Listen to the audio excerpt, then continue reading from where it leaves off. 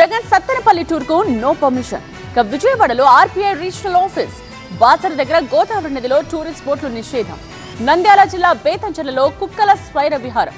ఇలాంటి వార్తలన్నీ full news 30 seconds లో చూద్దాం. మాజీ సీఎం వైసీపీ అధినేత జగన్ సత్తెనపల్లి పర్యటనకు నో చెప్పారు పోలీసులు. శాంతి భద్రతల దృష్ట్యా జిల్లా పోలీసులు ఈ నిర్ణయం తీసుకున్నారు. రేపు సత్తెనపల్లి మండలం రెంటపాళ్లలో జగన్ పర్యటించాల్సి ఉంది. ఈ మేరకు పర్యటన షెడ్యూల్ను ఇప్పటికే ప్రకటించారు. కార్యకర్తలు ఏర్పాట్లు కూడా చేస్తున్నారు. పోలీసులు అనుమతి ఇవ్వకపోవడంతో కార్యకర్తలు ఆగ్రహం వ్యక్తం చేస్తున్నారు. ఈ పర్యటనకు వైసీపీ నేత గజ్జల సుధీర్ భార్గవ్ రెడ్డి మమ్మల్ని అనుమతి కోరారని ఎస్పీ శ్రీనివాసరావు వెల్లడించారు.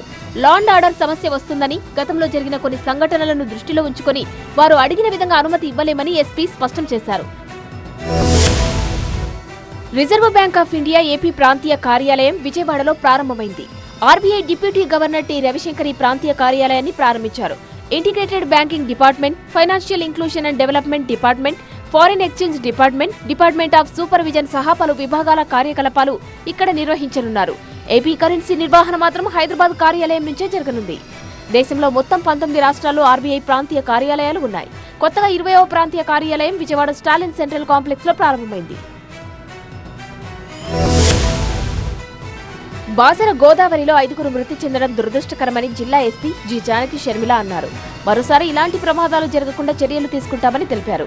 భక్తుల రద్దీని దృష్టిలో పెట్టుకుని పుష్కర స్నానాల దగ్గర భక్తులకు ఇబ్బందులు కలగకుండా అన్ని ఏర్పాట్లు చేస్తామన్నారు. పవిత్ర గోదావరి వద్ద అనుమతి ఉన్న స్నానపు ఘాట్ల దగ్గర మాత్రమే స్నానాలు చేయాలని సూచించారు. సమస్యాత్మక ప్రదేశాలలోకి వెళ్లి స్నానాలు చేయడం వల్ల ప్రమాదాలు జరుగుతాయన్నారు.